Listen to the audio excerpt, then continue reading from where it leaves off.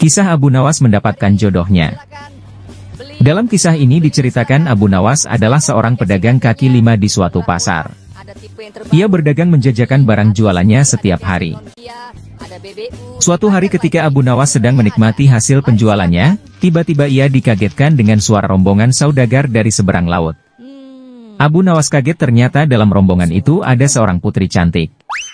Abu Nawas terpana akan kecantikan sang putri. Wah, subhanallah, cantik nian Putri Habibah. Sedang apa kau ya Abu? Melamun saja. Ya Allah, mungkinkah hamba memperistrikan gadis cantik Putri Habibah? Apakah mungkin orang seperti kita bisa memperistri gadis? Abu Nawas sampai bergumam, ingin mendapatkan cinta dari sang putri tersebut. Namun, akankah hal itu terjadi? Saya mengambil roti yang kotor di bawah. Suatu hari terjadi keributan di dalam pasar. Bohong, kau memang pencuri. Sudahlah Pak, biar saya ganti kerugian Bapak dari roti ini. Ternyata ada sang bapak dituduh mencuri sepotong roti.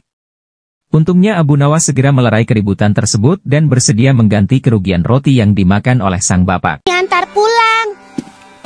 Setelah bapak ini menceritakan segala persoalan yang dihadapinya, ia pun pamit dan tak lupa bapak ini mengucapkan rasa terima kasihnya kepada Abu Nawas.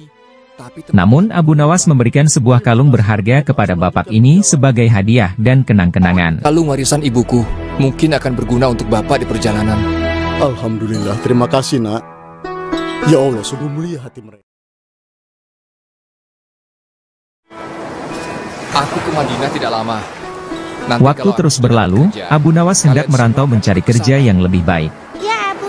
Ia pun berpamitan kepada seluruh kerabatnya. Berlayarlah Abu Nawas meninggalkan kampung halaman. Lautan. Beberapa saat kemudian, Di tengah laut, tiba-tiba badai menghadang. Ombak besar menghantam perahu Abu Nawas. akhirnya kapal Perahu hancur berkeping-keping. Abu Nawas berusaha menyelamatkan diri. tidak ada lagi yang Serpihan perahu menjadi penyelamat diri Abu Nawas. papan. Abu Nawas bertumpu supaya tidak. Setelah sekian lama di ayun ombak, Abu Nawas terdampar di pesisir pantai. Tidak ia tahu nama. Ia pun kaget dengan keadaan yang dialaminya. Ia bangun.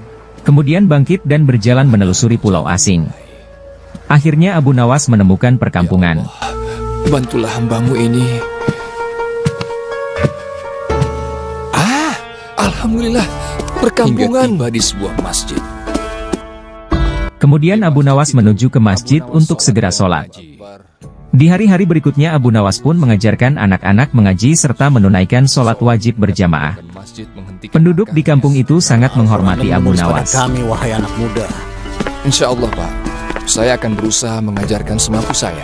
Abu Nawas kemudian memenuhi permintaan mereka untuk mengajari mengaji dan menulis. Allahu Akbar. Terimalah ini anak muda. Tak terasa Abu Nawas menjalani hari-harinya berbaur dengan orang-orang kampung. Bahkan mereka tak segan memberikan hadiah kepada Abu Nawas, namun hasil pemberiannya itu, ia sedekahkan kembali sebagian kepada para Abu fakir Nawas, miskin. kami mempunyai seorang putri yatim.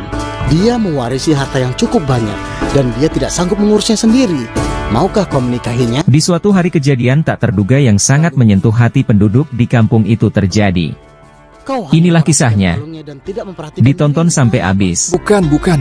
Saya pernah bertemu dengan seorang bapak. Kalung itu serupa dengan kalung milik saya yang pernah saya berikan padanya saat di Mesir. Subhanallah, Allahu Akbar. Ada apa dengan kalian? Dengar Abu Nawas, aku ingin mengatakan sesuatu padamu. Kau ingat tidak, orang tua yang dituduh pencuri itu? Dan kau memberinya kalung, dia adalah ayah dari anak gadis ini. Sebenarnya, dia adalah saudagar Mesir yang tersesat saat itu. Lalu kalian berpisah, dan dia berdoa, "Ya Allah, pertemukanlah aku, agar putriku bisa menikah dengannya." Dan tanpa disadari, pemuda itu bisa bertemu dengan putrinya. Dan doa itu menjadi kenyataan. Ini mungkin balasan dari Allah atas sedekah dan kebaikanmu selama ini. Sedekah memang mengundang rezeki. Subhanallah.